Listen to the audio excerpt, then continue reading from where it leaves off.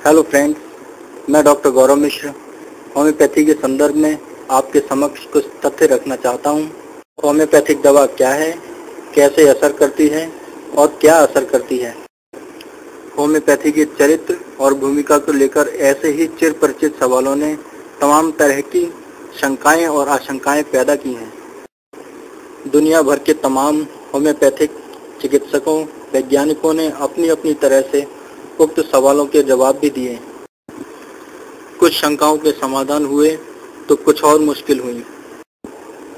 मैं डॉक्टर गौरव मिश्र अपने मन मस्तिष्क में लंबे समय से इन्हीं सवालों के जवाबों की तलाश में दर बदर रहा और आखिर में सीप के मोती की भांति जो भी कुछ पाया वह आपके सामने लाया हूँ। होम्योपैथिक दवा कैसे असर करती है, इसके लिए हमें पहले दो बातें समझनी होंगी। होम्योपैथिक दवा क्या है एवं होम्योपैथिक दवा क्या असर करती है। पहला, होम्योपैथिक दवा क्या है। होम्योपैथिक दवा को बनाने में जो माध्यम उपयोग में लाए जाते हैं वह रसायन विज्ञान के आधार पर जैविक या कार्बनिक होते हैं। यह होम्योपैथिक दवा के लिए बहुत ही महत्वपूर्ण बात है। होम्योपैथिक दवा बनाने में दो विधियों का प्रयोग किया जाता है, ट्राइचुरेशन व सक्शन। ट्राइचुरेशन में घर्षण द्वारा व सक्शन में धक्के द्वारा स्थितिज ऊर्जा का उपयोग करके परमाणुओं की आंतरिक ऊर्जा में परिवर्तन किया जाता है। इसमें दो प्रक्रियाएं होती हैं। पोटेंटाइजेशन, इस प्रक्रिया में ऊर्जाओं का रूपांतरण होता है। दूसरा, मेमोराइजेशन, इस प्रक्रिया में रूपांतरित ऊर्जा स्थानांतरित होने की अवस्था में रहती है। सांद्रता के नियमानुसार इस प्रक्रिया में दो अलग अलग परमाणुओं के वातावरण का आपस में आदान प्रदान हो जाता है, जिसे स्पेक्ट्रम द्वारा देखा जा चुका है। इन्हीं को हम नैनो पार्टिकल के रूप में देख चुके हैं। परिणाम स्वरूप हमें होम्योपैथिक दवा प्राप्त हो जाती है। दवा में मौजूद स्थानांतरित ऊर्जा अर्थात नन्हे कणों से बना परमाणु का वातावरण ऐसी अवस्था में होता है जैसे कि लबालब भरी बाल्टी से पानी छलकने की अवस्था होती है।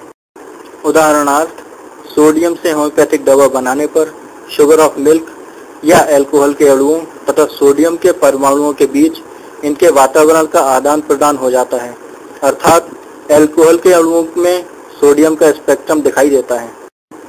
सांद्रता के नियम अनुसार इस स्पेक्ट्रम में दिखे सोडियम के नन्हे कणों से बना वातावरण स्थानांतरित होने के लिए पूर्ण रूप से तैयार है। दूसरी ओर कार्बनिक तत्व अर्थात जैविक पदार्थ कार्बनिक बंधों, जिन्हें कोवेलेंट बॉन्ड कहा जाता है, के माध्यम द्वारा आपस में जुड़े होते हैं। कार्बनिक बंध आसानी से न टूटने वाला 3 डायमेंशनल स्ट्रक्चर है। इस कारण होम्योपैथिक दवा में आयनों की भांति विघटनकारी प्रतिक्रियाएं नहीं होती हैं, जिस कारण होम्योपैथिक दवा में मौजूद सोडियम का वातावरण सुरक्षित रहता है और स्थानांतरण से पूर्व स्थायी होता है। यहाँ तक हमने समझा होम्योपैथिक दवा क्या होती है। अब हम इसके दूसरे पहलू की ओर बढ़ते हैं, अर्थात होम्योपैथिक दवा क्या असर पैदा करती है। हमारा शरीर जटिल कार्बनिक तत्वों से बना हुआ है। दूसरी ओर होम्योपैथिक दवा भी कार्बनिक तत्वों से बनी है। इसका अर्थ है कि हमारे शरीर के कार्बनिक तत्वों तथा होम्योपैथिक दवा के कार्बनिक तत्वों के बीच कोई रासायनिक क्रिया संभव नहीं है। तो ऐसा क्या होता है जो हमारे शरीर पर होम्योपैथिक दवा असर कर पाती है। होम्योपैथिक दवा के स्पेक्ट्रम में दिखते अणु का वातावरण संपर्क में आने वाले नॉन स्पेक्ट्रम परमाणु या अणु के वातावरण में स्थानांतरित होने के लिए पूरी तरह तैयार है।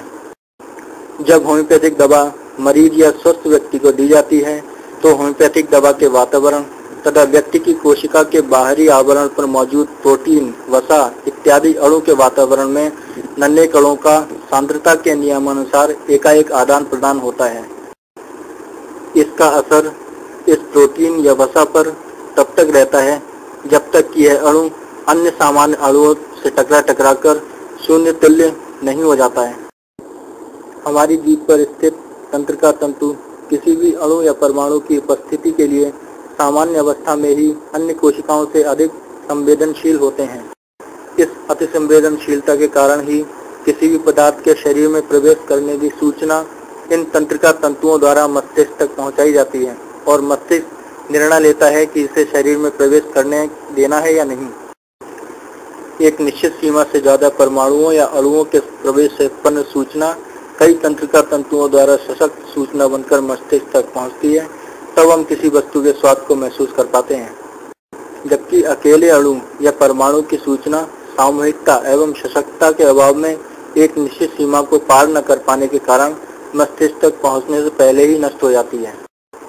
तंत्रिका तंतुओं के संवेदी अणु इस परिवर्तित वातावरण के कारण मस्तिष्क तक लगातार सूचना पहुंचाते रहते हैं कि होम्योपैथिक दवा जिस तत्व से बनी है वह लगातार शरीर में प्रवेश की अनुमति मांग रहा है या प्रवेश कर रहा है।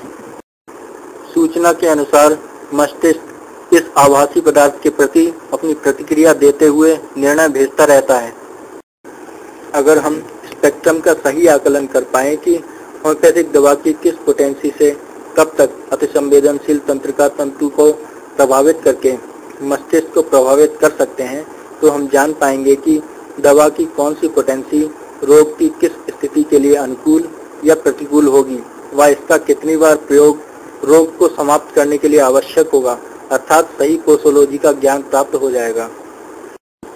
मस्तिष्क सामान्य स्थिति में अपनी 5 से 20% क्षमता का उपयोग करके शरीर की सामान्य गतिविधियों को चलाता रहता है। मुझे लगता है कि इस आभासी पदार्थ की उपस्थिति की सूचना लगातार मस्तिष्क तक पहुंचने व सामान्य निर्णयों के बेअसर हो जाने पर मस्तिष्क इस सामान्य क्षमता से अधिक का उपयोग कर इस आभासी पदार्थ के प्रति प्रतिक्रिया देने के लिए भी तैयार रहता है, जो हमें स्वस्थ बनाने के लिए अतिरिक्त प्रयास प्रदान करवाता है। इसका अर्थ यह नहीं है कि हमारा मस्तिष्क होम्योपैथिक दवा के प्रभाव से हमेशा इस अतिरिक्त क्षमता का उपयोग करता होगा।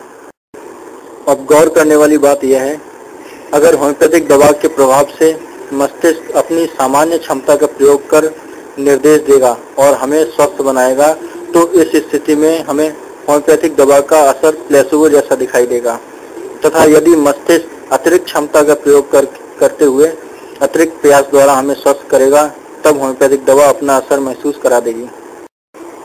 होम्योपैथिक दवा मस्तिष्क को विभिन्न प्रकार से निर्णय लेने को मजबूर कर सकती है।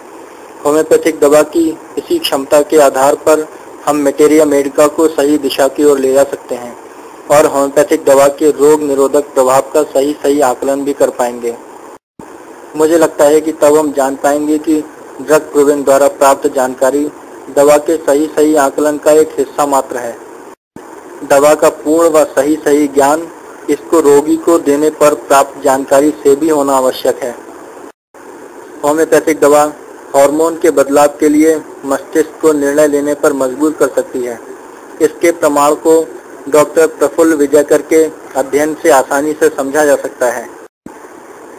होम्योपैथिक दवा बनाने से लेकर इसके हमारे शरीर पर प्रभाव तक को हम विज्ञान की विभिन्न शाखाओं जैसे भौतिक विज्ञान, रसायन विज्ञान, वनस्पति विज्ञान, जीव विज्ञान द्वारा विस्तार पूर्वक समझ सकते हैं।